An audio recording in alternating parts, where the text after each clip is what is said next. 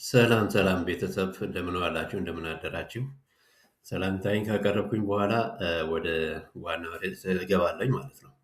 እና የዛሬው ርዕስ እንግዲህ የባትሪ ሴል በኢትዮጵያ ያልተነገሩ ብዙ ነገሮች ስላሉ እነኛን ለመጠቃቀስ ፈልጌ ነው።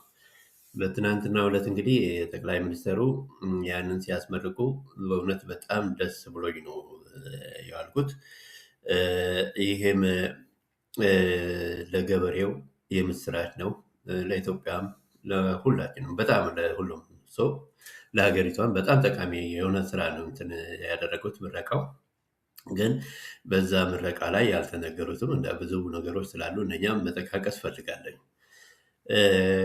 እነኛ ነገሮችን እንግዲህ ከመጠቃቀስ በፊት ግን ስለ ፋብሪካው ምለው ነገር አለኝ። በመጀመሪያ ደረጃ ጠቅላይ ሚኒስትሩ ቪየትናም ሂደው ከዚህ ካምፓኒ ጋር ሲነጋገሩ የመሰለኝ ፋብሪካው የቪየትናም መስሎኝ ነበር። እኔ በደንብ ስላልተረዳሁት ሊሆን ይችላል። እንደዛ መስሎኝ ነበር የተሰማኝ እስከዛሬ ድረስ። ነገር ግን ይህ ፋብሪካ ወይም ደግሞ ይህ ካምፓኒ የቪየትናም ሳይሆን የጃፓን ነው እና ጃፓን በቪየትናም ብቻ ሳይሆን በተለያዩ ሀገራትም እንደዛ የዚህ የባትሪ ሴል እንትኖች አሉት፣ ፋብሪካዎች አሉት በተለያየ ሀገር። እነኚህ ነገሮችን እንግዲህ ያልተነገሩ ነገሮች ናቸው እነኚህ ማለት ነው። እና ከእነኚህም ውስጥ እንግዲህ አሜሪካ ውስጥም አላት፣ ቪየትናም ውስጥም አላት እና ኢትዮጵያ ላይ ደግሞ አሁን እና የገረመኝ ግን ከሁሉም በአጭር ጊዜ ውስጥ በስምንት በአንድ ዓመት ሊሆን ይችላል ኢትዮጵያ ውስጥ ያደረጉት እነኝህ ጃፓኖች ካሉት በዓለም ላይ ካሉት ፋብሪካዎች ወይም ካምፓኒዎች በላይ ትልቁን ካምፓኒ የከፈቱት ኢትዮጵያ ውስጥ ነው። ይሄ የሚገርም ነው። በጣም የሚደንቅ ነው። እንደ ምሳሌ መውሰድ ይቻላል። ቪየትናም 2 ጊጋዋት ነው እንትን ያደረጉት ያን ጠቅላይ ሚኒስትር ቪየትናምን ሲጎበኙ። አሜሪካ ውስጥ ደግሞ እንደዛው 1 ጊጋዋት እንትን ፕላንት አድርጓል፣ ፋብሪካዎችን አላቸው ቴክሳስ ውስጥ። ኢትዮጵያ ውስጥ ግን 4 ጊጋዋት ከሁሉም በላይ ማለት ነው። ቪየትናም 2፣ አሜሪካ 1፣ ኢትዮጵያ ውስጥ 4 ጊጋዋት። ሌሎችም ካምፓኒዎችም አሉ መሰለኝ በደንብ ለማስታወስ ባልችልም እንዳያላቸው፣ ግን ከሁሉም በላይ ኢትዮጵያ ውስጥ ኢንቨስት ያደርጉት ይበልጣል። ይህ ትልቅ የምስራች ነው። የምስራቹ ምኑ ላይ ነው? እንግዲህ አድቫንቴጅ እና ዲስአድቫንቴጁን በሁለቱም በሳይድ ያለውን ለመናገር እሞክራለሁ። ያልተጠቃቀሱ ነገሮች ናቸው። ወደ አድቫንቴጁ በምንሄድበት ሰዓት ይህ ካምፓኒ ወደ አሜሪካ ምርቱን በሚልክበት ሰዓት አሁን አንድ ብቻ ቱዮ የሚለው ካምፓኒ ብቻ ሳይሆን ቱዮ ነው ፋብሪካው፣ TOYO እንዴት ፕሮናንስ እንደሚደረግ እንግዲህ እናንተ በፈለጋችሁት መንገድ ፕሮናንስ አድርጉ። TOYO ቱዮ የሚለው ካምፓኒ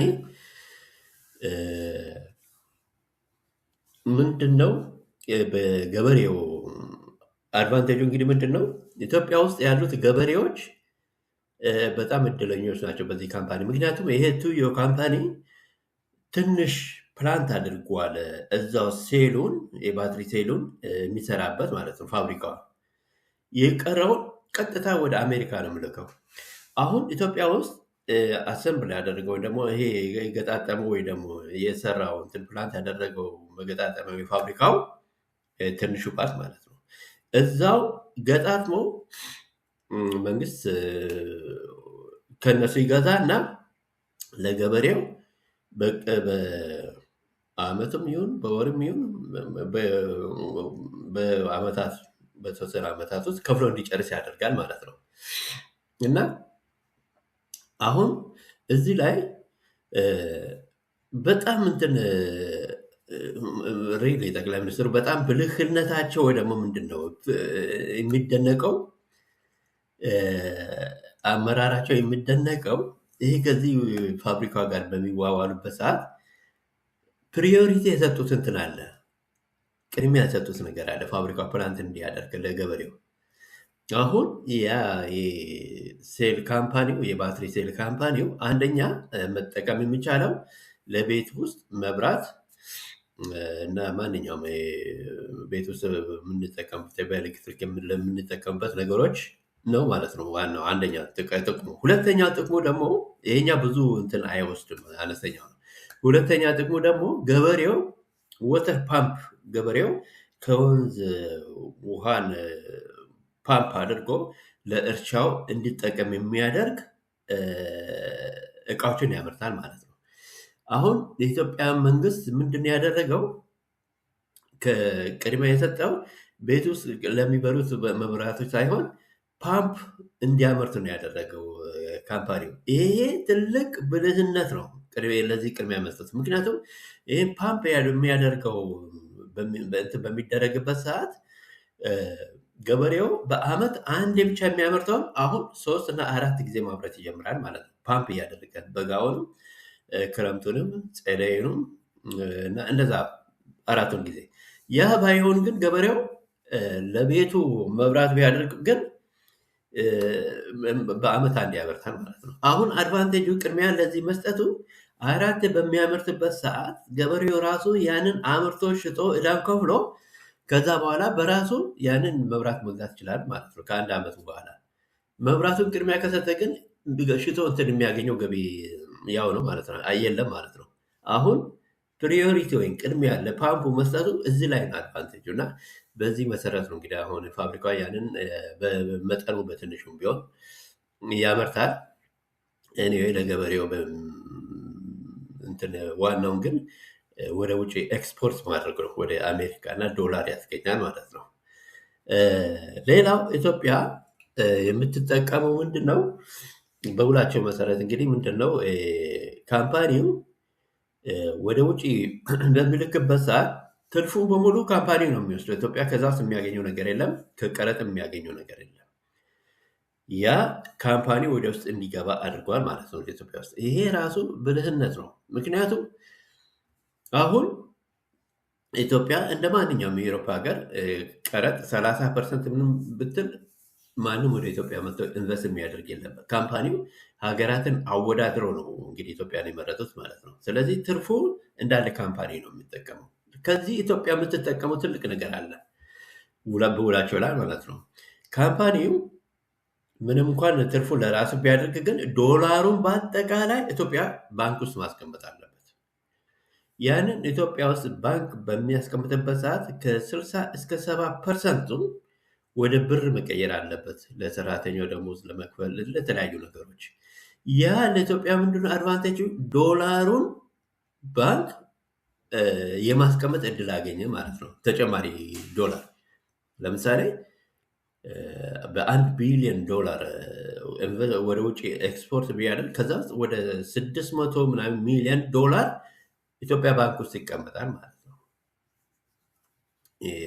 ምንዛሪው ተመንዝሮ የቀረው 400 ሚሊዮን ዶላር እንዳለ ካምፓኒው በብር ሳይሆን ዶላሩ ይቀመጥለታል ማለት ነው ባንክ ውስጥ። ያ ዶላሩ ደግሞ 400 ሚሊዮን ዶላር እንግዲህ አጠቃላይ እንግዲህ የተለያዩ ካምፓኒዎች አንድ ላይ ተጠራቅመው ወደ 11 ጊጋ ባይት ነው ማለት ወደ ኢትዮጵያ እንትን የተከሉ ያሉት። እና ከነኚህ ውስጥ እንግዲህ 400 ሚሊዮን ዶላር ካምፓኒው ባንክ ውስጥ ያስቀምጣሉ ማለት በዶላር። 600 ግን መመንዘር አለበት በብር።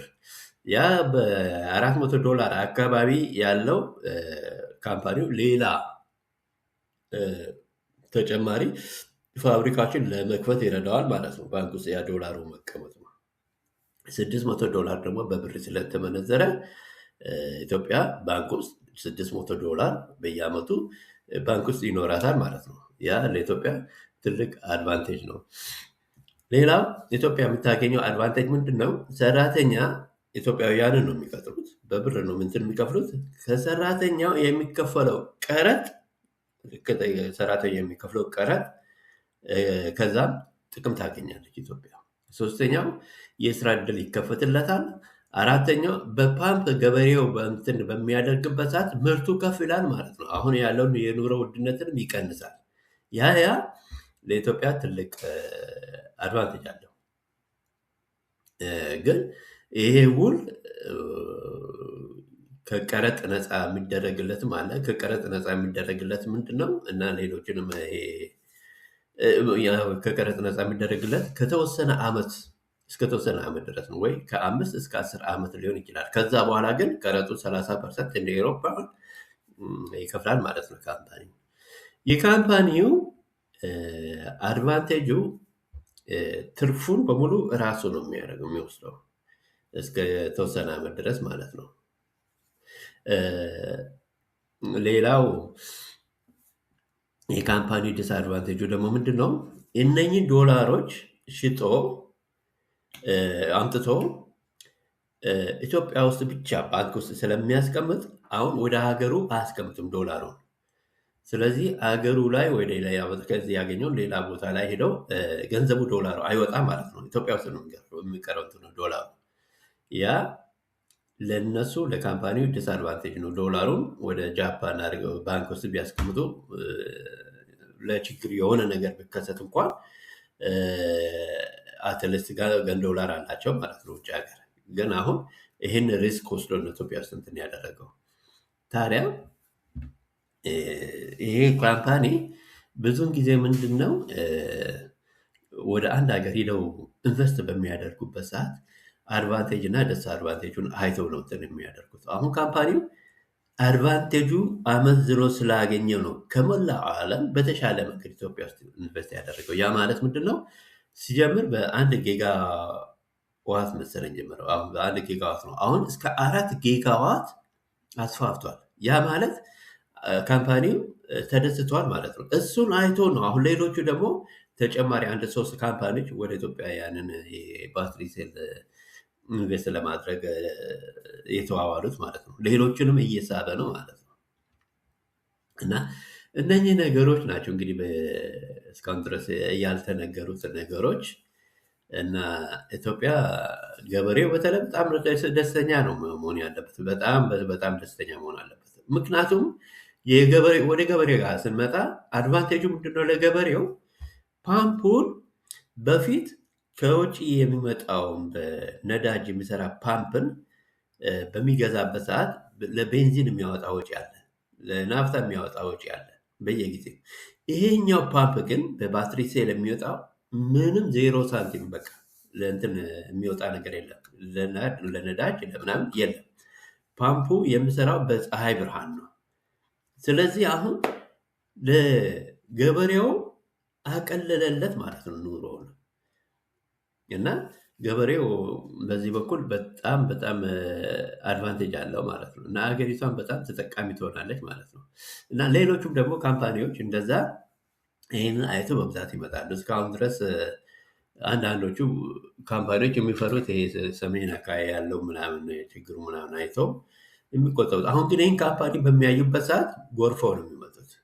ይህ ብቻ ሳይሆን ይሄ ካምፓኒው አንድ የውጭ ካምፓኒ ኢትዮጵያ ውስጥ ኢንቨስት በሚያደርግበት ሰዓት የመንግስትን ፕሮፓጋንዳ ብቻ ሰምቶ አይደለም ኢንቨስት የሚያደርገው። ሌሎች ካምፓኒዎች እዛ ያሉት ሀገር ውስጥ ያሉት እነሱንም ይጠይቃሉ ወይ ደግሞ አናላይሲስ ያደርጋሉ። አሁን መጀመሪያ የጀመረው አሁን ይሄ ካምፓኒ 1 ጊጋባይት ጀምሮ 4 ጊጋባይት ተጨማሪ እንትን ካደረገ ይሄ አዋጭ ነው ብሎ ሌሎቹም ካምፓኒዎች ይገምታሉ ማለት ነው። ይሄ መንግስትን ፕሮፓጋንዳ ሳይሆን ሌላውን ካምፓኒ በማየት ማለት ነው። እና ተጨማሪ ካምፓኒዎች ይመጣሉ። ይህ ተጨማሪ ካምፓኒዎች ይመጣሉ ማለት በባትሪ ሴል ብቻ ሳይሆን በተለያዩ እንትኖች የሚያመርቱት ብዙ ካምፓኒዎች ወደ ሀገር ቤት ሊገቡ ይችላሉ ማለት ነው። እና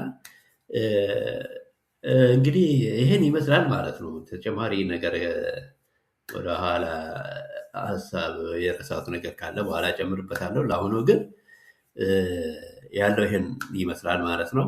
ስላዳመጣችሁኝ አመሰግናለሁ። ታንክ ዩ ቬሪ ማች። ስለ ባትሪ ሴል አንድ የረሳሁት ነገር ቢኖር ምንድን ነው፣ አሁን በፊት ከውጭ እንትን ለመግዛት በጣም ውድ ነው። አሁን አገር ቤት ፕላንት ስላደረገ የፋብሪካ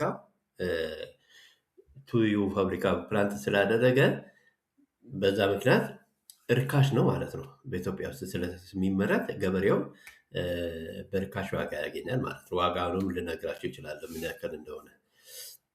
ይሄ ዋጋ ከ500 እስከ $1000 ነው የወተር ፓምፕ ዋጋ። ይሄን ነው ቅድም የረሳሁት ነገር ማለት ነው።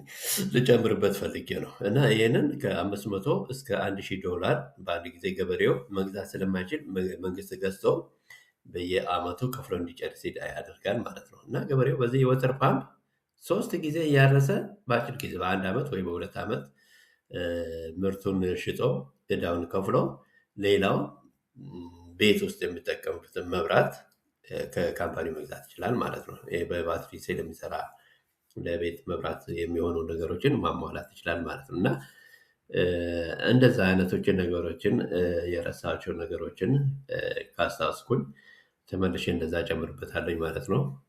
ለአሁኑ እዚህ ላይ ላብቃ።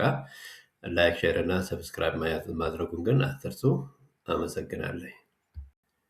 አንድ የሚጨምርበት ነገር ቢኖር ማለትም የረሳሁት ነገር ጠቃሚ ስለሆነ ነው እንግዲህ በየጊዜው እየተመለስኩኝ እንትን የምነግራችሁ። ምክንያቱም በመሀል የረሳችሁን ኢምፖርታንት የሆኑ ነገሮችን እየገባሁኝ እንደገና ጨምርበታለኝ ማለት ነው። ምንም እንደማይሰለቻችሁ ተስፋ አደርጋለኝ። እና ምንድነው የረሳሁት? ይህ ካምፓኒ 11,000 ጊጋባይት ነው የሚያመርተው ማለት ነው። በአንድ ዓመት ውስጥ 11 ቢሊዮን ማለት ነው። እሺ ያልኩኝ በጣም የገበሬ እንትን ቤት ትንሽ ነው። 11 ጊጋባይት ነው የሚያመርተው በአንድ ዓመት ውስጥ። እና 11 ጊጋባይት ከአባይ ዳም ስናነጻጽር አባይ የሚያመርተው ወደ 5.2 ጊጋባይት ነው። የአባይን እጥፍ ያክል ማለት ነው። እንግዲህ እነኚህ ካምፓኒዎች ቱዩ ብቻ ሳይሆን ሌሎችንም አንድ ላይ ተጨማምሮ ከዛ በላይ ነው የሚያመርቱት። እና ይሄንን በቱዩ የሚመረተው 11 ጊጋባይት ማለት ከአባይ ከሚያመርተው በላይ ማለት ነው። ነገር ግን ምንድን ነው አባይ ዳም ቀጥታ በየቀኑ ኤሌክትሪክን ያመነጫል ማለት ነው። በየቀኑ እንትን ያደርጋል ማለት ነው። ይሄ ከእንትኑ ጋር ዋይሩ ጋር ተገናኝቶ ማከፋፈያዎች ጋር ተገናኝቶ ዕለት ያንን ያሰራጫል። ይሄኛው ግን እንደዛ አይደለም። ሴል ነው የሚሸጠው። የባትሪን ሴል ይሸጣል፣ ወደ አሜሪካ ኤክስፖርት ያደርጋል። ሌላውን ደግሞ ወተር ፓይፕ አድርጎ ለገበሬ ይሸጣል ማለት ነው፣ አገር ቤት ውስጥ እያመረተ። እና ልዩነቱ እንግዲህ ምንድን ነው? ይሄን ሴል ከእንትን ጋር ከማከፋፈያ ጋር አገናኝተው መብራት እንትን አይሰጥም። ማለትም ለወደፊቱ ግን ማድረግ ይቻላል። በወደፊቱ በአሁኑ ሁኔታ ግን እንደዛ ጋር ተገናኝቶ አይደለም እንትን የሚያደርገው። ሴሎቹን ብቻ ነው የሚሸጠው። እና ከዛ በኋላ ሴሎቹን ጣራ ላይ አስቀምጠው ከዛ በኋላ ገበሬው ያንን መብራት ማግኘት ይችላል ማለት ነው። የአባይ ዳም መድረስ የማይችልበትን ቦታ ሁሉ ለገበሬው ሽጠው ገበሬው መብራት ማግኘት ይችላል። ወይ ደግሞ አቅም ላላቸው ቅድም እንደጠቃቀስኩት ወተር ፓይፕ ገዝተው በብድር ገዝተው ማለት ነው፣ በተወሰነ ዓመት በኋላ የሚከፈል። ይሄ በመንግስት ድጋፍ ነው እንግዲህ ያንንም የሚደረገው። በአንድ ጊዜ $1,000 ከፍለው መግዛት ለማይችሉ ገበሬዎች እንዲህ መንግስት ድጋፍ እያደረገ በተወሰነ ዓመት ከፍለው እንዲጨርስ ይደረጋል ማለት ነው። ያን ደግሞ ለገበሬው በጣም አሪፍ ነው። ቅድም ስለጠቃቀስኩት እዛ ውስጥ መግባት አልፈልግም። ነገር ግን ሴሉ በዚህ አይነት ሁኔታ ነው የሚሸጠው እንጂ ከእንትኑ ጋር ከማከፋፈያ ጋር አይገናኝም። ለወደፊቱ ግን ማድረግ ይቻላል፣ ያንን ማድረግ ይቻላል ለወደፊቱ። ለአሁኑ ግን እንደዛ አይደለም ማለት ነው። ነገር ግን አቅሙ አባይ ከሚያመነጨው በላይ ነው፣ እጥፍ ነው ማለት ነው። እና ይሄን የረሳሁት እንግዲህ በየጊዜው ታንኪ እያልኩኝ እሰናበታቸዋለኝ ማለት ነው። አመሰግናለሁ።